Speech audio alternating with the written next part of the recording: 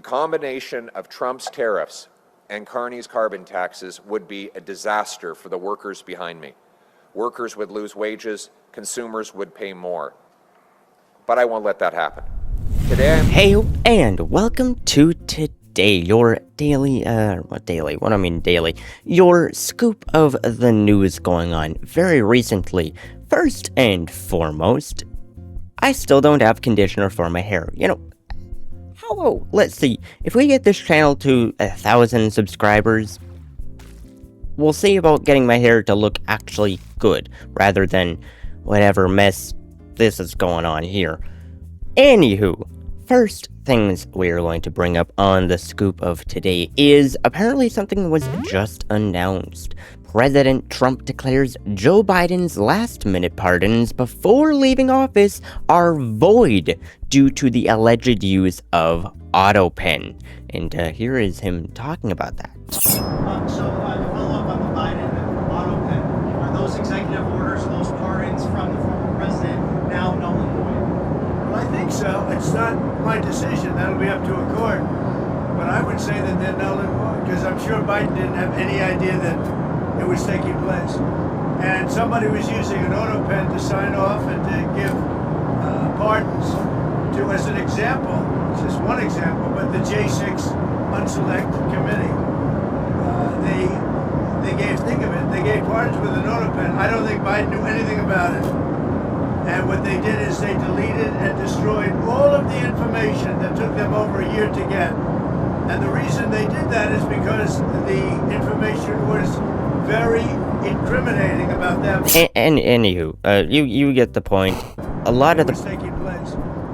You get the point. A lot of the pardons are being seen as now potentially null and void, which, once again, that will come up to the court's decision and all that. But here's a little video that somebody made showing that they're all coming together and the same exact thing. So, and somebody was using an AutoPen. Up.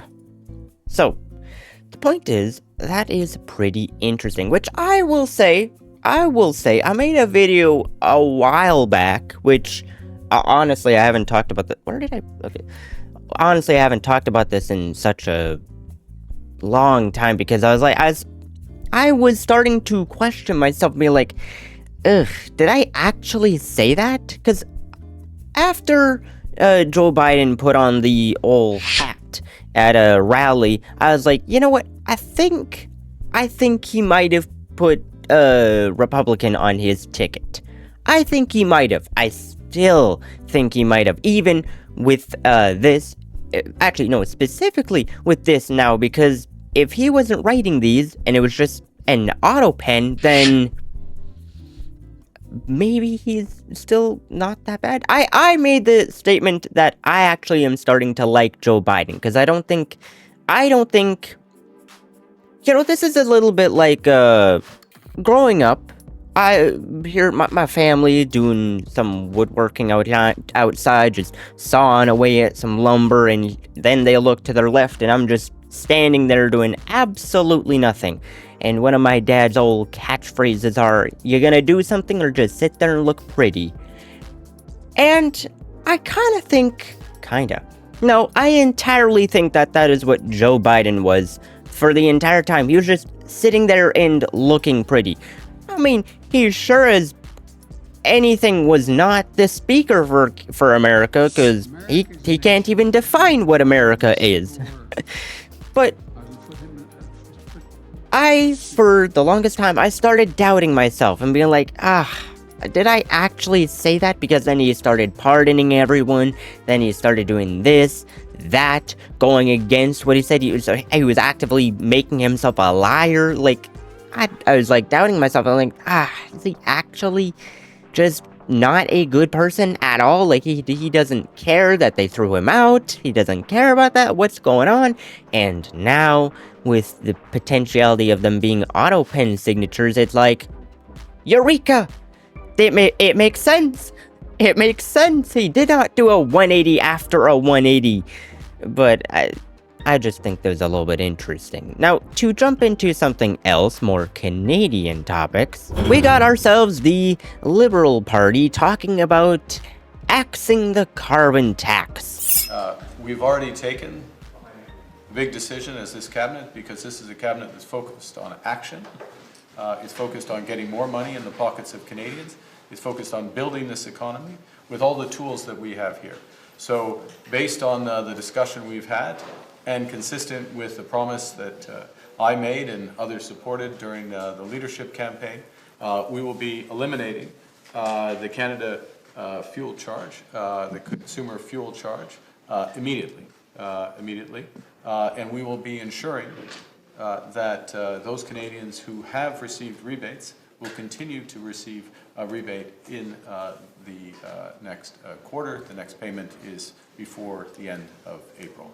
This will make a difference to hard-pressed Canadians, but it is part of a much bigger set of measures that this government is taking to ensure that we fight against climate change, that our companies are competitive. It's a bunch of malarkey. You guys already know it's a bunch of malarkey, but a commenter down below says something I'm gonna read out real quick. But first and foremost, can I just say, him saying it's a fuel charge?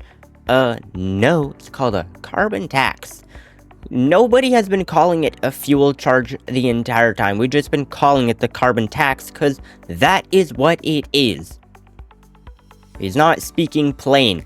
He has a different plan.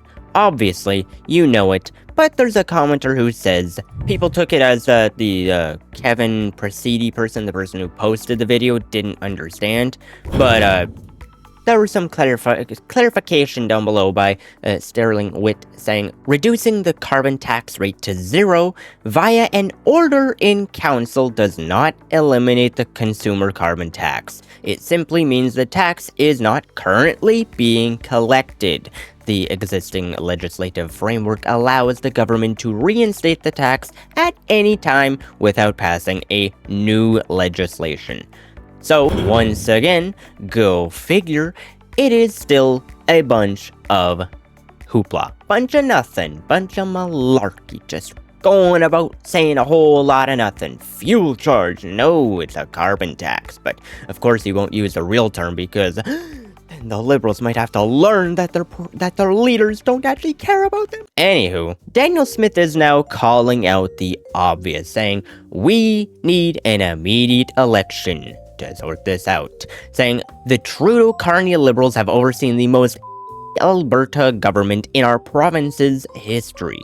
It's not really close. So I'm obviously with her in saying that, and it is absolutely good that she is saying that. But I thought it was more interesting to listen to her talk about it. I think that the Prime Minister has made his views very clear about keeping oil and gas in the ground. He's made his views very clear about he not wanting a transparent carbon tax. He wants a hidden one. So I don't think it does Alberta any good if we end up seeing massive increases to industrial carbon taxes. It's been quoted many times saying he thinks that the carbon tax is too low. So I'm going to just reserve judgment. I had a whole range of things that are problematic with the federal government, from emissions caps to tanker bans off the West Coast, the inability to approve pipelines, getting approvals and then having them pulled, having a convoluted regulatory process that makes it impossible to get new pipelines built, continued threats of regulating our power grid, continued threats of regulating our industry, continued threats of export taxes, cutting off energy. I haven't really seen any change that would lead me to be encouraged that we're going to have a reset on our relationship. So we need an election, and that's how it needs to get sorted out. There we go, hitting the nail right on the coffin. And there are previous covering of Daniel Smith, she said a statement. I'm not going to cover it here, but she made a statement, and a lot of people in the comments were not in favor of what she was saying. They were actually very disagreeing, and they did not like what she was saying.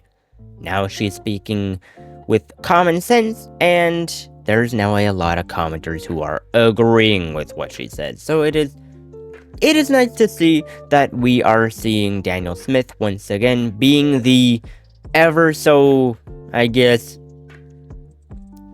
fourth seeing premier of this entire country, the only person who is actually pushing Canada to do better in opposition to Mark Carney now being just a bunch of lying, or as Pierre would say, being sneaky. So it is great to see that our premiers are hopefully, along with Daniel Smith, waking up to having an earlier election. Hopefully that will be something that happens.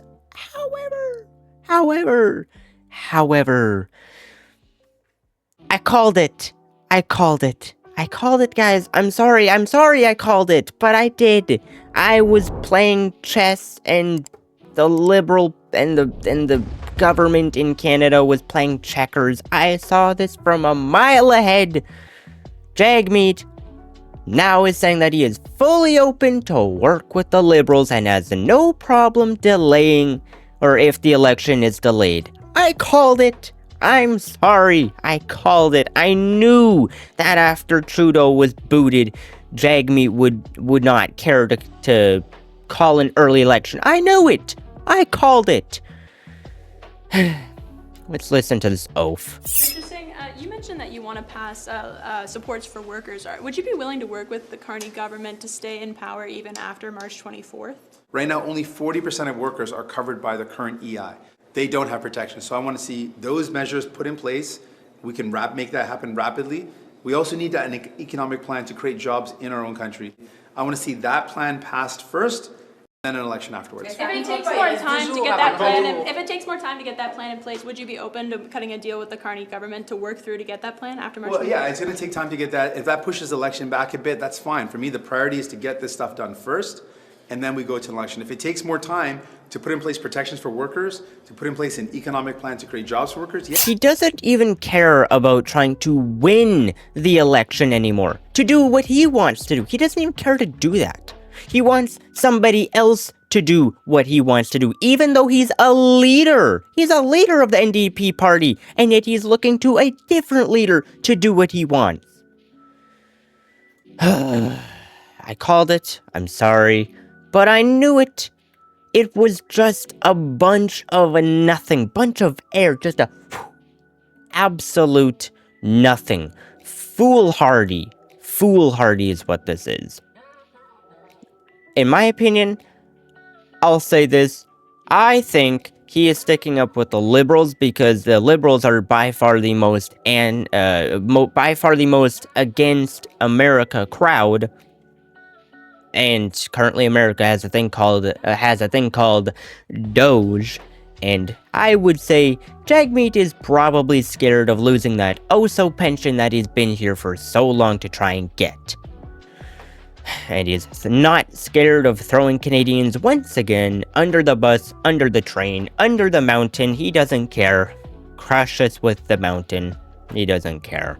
But perhaps to end this off with a bit of a lighter note, happier note. I don't know if you want to say that, but we got ourselves Pierre talking about Mark Carney. Remember when the Liberals told us that the earlier carbon tax wouldn't cost you anything? We learned later that that was not true. Carney's proposed shadow carbon tax will be bigger than Trudeau's carbon tax. And it's ultimately a trick. Hide the tax before the election and then bring it back bigger than ever after the election.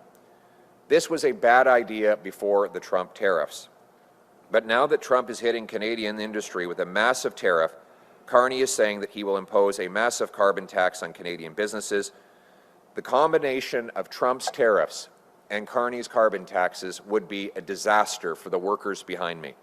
Workers would lose wages, consumers would pay more. Money and jobs would leave Canada, making us even more dependent on the Americans, just like Trump wants. It reminds us of Carney's decision to move his headquarters out of Canada to the U.S. This new tax would apply to lumber mills, steel mills, factories, aluminum plants, and they would in many cases simply leave. But I won't let that happen.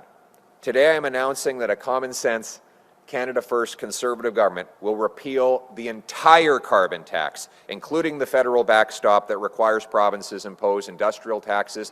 There will be no taxes on consumers, no taxes on Canadian industries.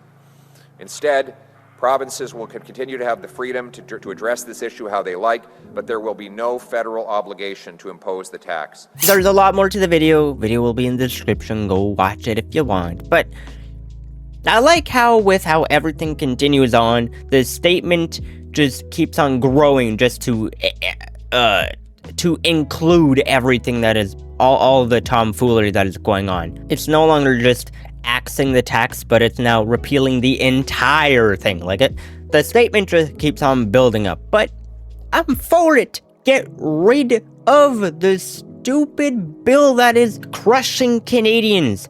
Get rid of it. It's not doing good for Canada. Of course the Liberal and NDP leaders don't care about it, about Canadians, but at least somebody does.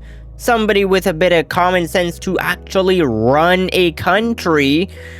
I don't understand it. I don't understand, once again, how there are people who are still voting for the Liberal Party after everything. Because all Carney is doing, he's just burying Canadians even further down the hole of economy. He doesn't care about Canadians, and this is most notably by him moving his business out of Canada.